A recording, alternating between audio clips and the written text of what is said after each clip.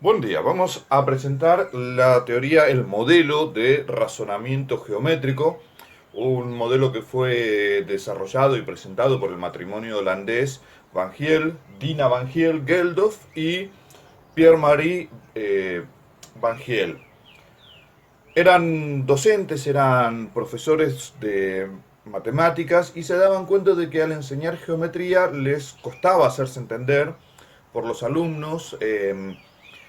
A los alumnos les costaba mucho trabajo entender las relaciones entre las figuras geométricas, sus partes, sus propiedades, relacionar esas propiedades. Y fueron haciéndose preguntas de por qué los chicos no lograban entender y de pronto sí entendían. Y fueron desarrollando esta teoría que tiene que ver con diferentes niveles de razonamiento, de comprensión a los que van arribando los alumnos progresivamente. Esta teoría la presentaron por primera vez en 1957 en las tesis doctorales que presentaron en la Universidad de Utrecht de Holanda.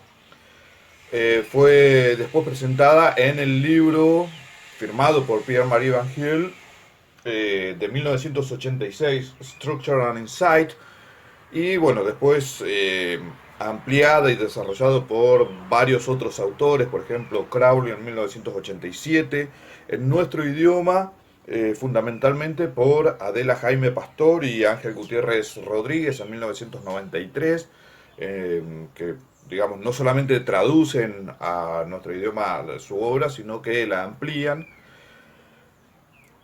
Tiene dos componentes principales esta teoría. Por un lado, identificar y describir estas formas, estos niveles de razonamiento, y por otro lado también, teniendo en cuenta estos niveles, estas características del razonamiento, hacer una guía para los docentes, de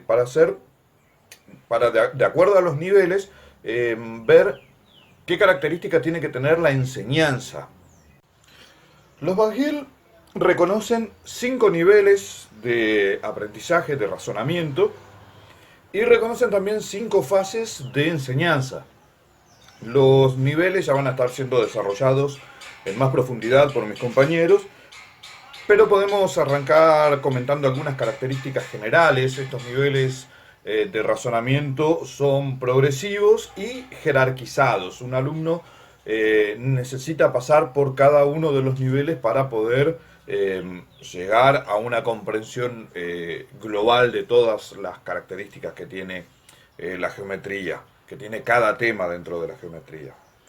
Un alumno solo puede comprender aquellos contenidos que se le presentan de acuerdo a su nivel de razonamiento. Y si un contenido matemático, una relación matemática no puede ser eh, explicada de una forma que sea acorde al nivel actual de razonamiento del alumno, hay que esperar a que el alumno llegue a ese nivel de razonamiento para poder presentársela.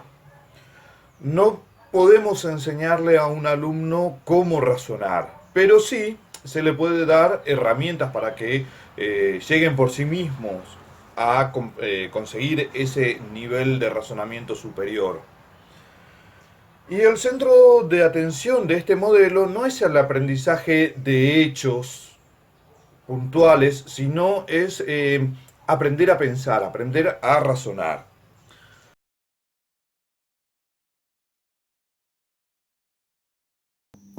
Muy bien.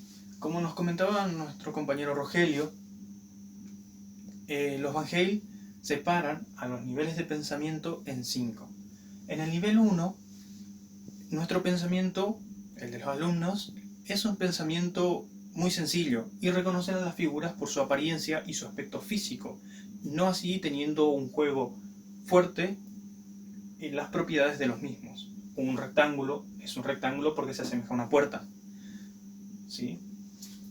En este nivel sí se puede llegar a tener un lenguaje geométrico, pero, por ejemplo, la perpendicularidad de esta línea con respecto a esta otra viene en el sentido de que en una puerta, si lo trasladamos, esta línea será vertical con respecto al piso, a esta otra.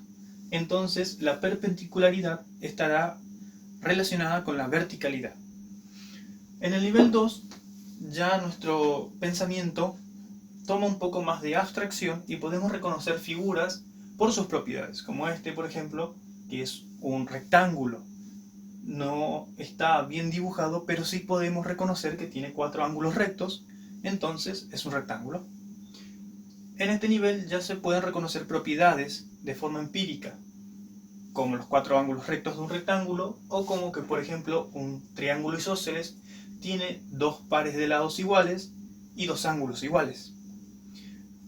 En el nivel 3, estas propiedades anteriores se comienzan a interrelacionar y el alumno puede definirlas de forma abstracta y puede llegar a utilizar un lenguaje geométrico más técnico. En este caso puede unir las propiedades de los pares de lados iguales y los ángulos iguales, diciendo que a los lados iguales se oponen ángulos iguales. Bien. El nivel 4 es el de razonamiento y de deducción formal. Aquí las personas realizan razonamientos sencillos para justificar las propiedades de los cuerpos geométricos. También manejan relaciones entre las propiedades que son capaces de demostrarlas. Y también son capaces de llegar a un mismo resultado a partir de puntos diferentes. Un ejemplo de este nivel es que la persona es capaz de obtener todos los ángulos de este paralelogramo dándole como única referencia una de ellas. El nivel 5 es el nivel del rigor. Aquí la persona puede trabajar a la geometría sin la necesidad de ejemplos visuales. También conoce diferentes sistemas axiomáticos que le permiten trabajar racionamientos abstractos. Un ejemplo de este nivel es que la persona es capaz de comprender que para crear un cuerpo tridimensional, por ejemplo un cubo, debe partir de una figura bidimensional. Entonces, en este caso, comprende que la fórmula del cuadrado, que es 1 por 1, hay que añadirle una tercera dimensión, que será el último lado x, quedando el resultado final 1 por 1 por 1 es igual a 1 al cubo.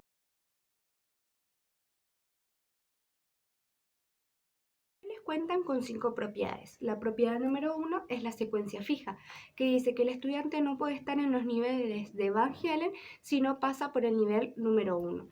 Luego está la propiedad número 2, que es la adyacencia, que dice en cada nivel de pensamiento lo que era intrínseco en el nivel anterior se vuelve extrínseco en el nivel actual. Y la propiedad número 3, que es la distinción, dice que cada nivel tiene sus propios símbolos lingüísticos y su propia de relaciones que conectan esos símbolos. La cuarta propiedad de los niveles es la separación. Esta hace referencia a que dos personas que razonan en diferentes niveles no se entienden entre sí. Bien, y la quinta propiedad es el logro. Esta hace referencia al proceso de enseñanza que lleva a un entendimiento completo.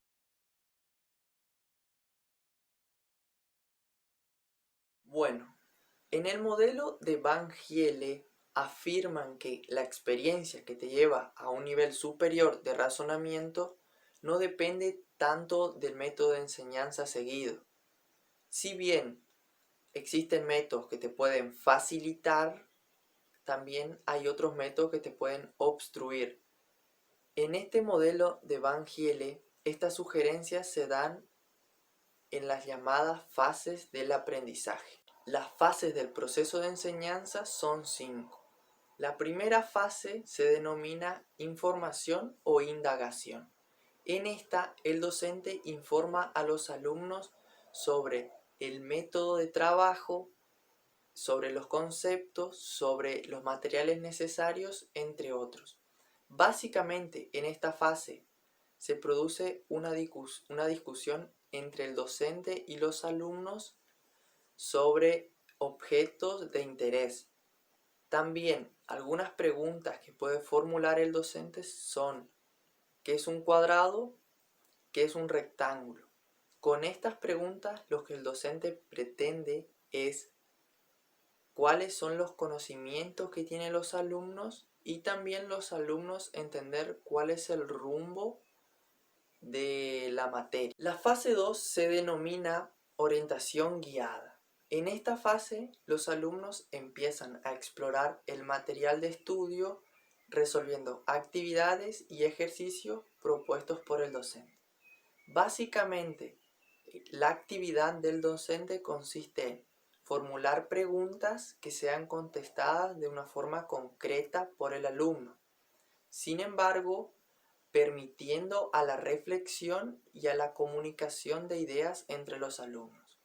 Por ejemplo, el docente puede plantear que los alumnos construyan un rombo con ángulos de 90 grados, un rombo con diagonales iguales o un rombo con diagonales distintas. Muy bien. En la fase 3 de explicitación o explicación, el estudiante es consciente de las relaciones, trata de expresarlas en palabras y obtener lenguaje técnico. En esta etapa, el alumno, a través de sus experiencias y las propuestas que dio el profesor, intercambia sus opiniones y expresa sus ideas ante todos los alumnos con el objetivo de construir relaciones entre ellas. En la fase 4 de orientación libre, el estudiante aprende mediante la ejecución de tareas que tienen diferentes soluciones o son de respuesta abierta, por ejemplo un problema. Mediante la actividad matemática que desarrollan los estudiantes, se promueve la construcción de redes complejas, en este caso ya de relaciones entre conceptos y procesos matemáticos relevantes para cada uno de los niveles. Las tareas permiten al estudiante explorar, formular conjeturas y justificar relaciones. En esta fase, las conexiones y relaciones entre los objetos matemáticos empiezan a ser explícitas para los estudiantes. En la fase 5 ya es de integración. El estudiante resume todo lo que ha aprendido acerca del tema, reflexiona sobre sus propias acciones y obtiene una visión general de la nueva red de relaciones que se construyó durante todo el trabajo de instrucción. El papel del profesor en esta fase consiste en explicar relaciones y procesos que los estudiantes aprendieron, o sea, detallar un poco más lo que se dio en el tema. Teóricamente, al final de esta quinta fase, ya habrán logrado el nuevo nivel de pensamiento y los estudiantes estarán listos para alcanzar el otro nivel.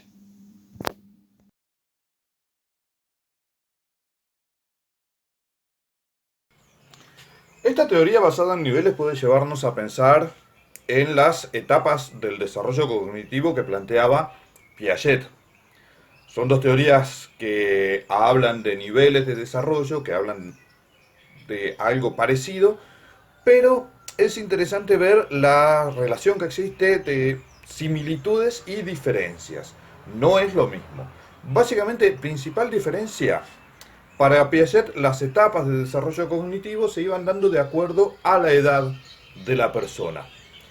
Para Bagel no tiene absolutamente nada que ver la edad de una persona con el nivel en el cual esté, sino que es una cuestión de entrenamiento. Yo que tengo 40 años puedo estar en el mismo nivel de desarrollo que un chico de 16 o 17 años. No tiene nada que ver entonces la edad, es una de las principales diferencias. Podríamos llegar a ver alguna similitud en lo que plantea Piaget acerca de la asimilación y acomodación. Y podríamos pensar que el paso de un nivel al otro que propone Van Giel tiene que ver con una acomodación. Esa acomodación que se produce cuando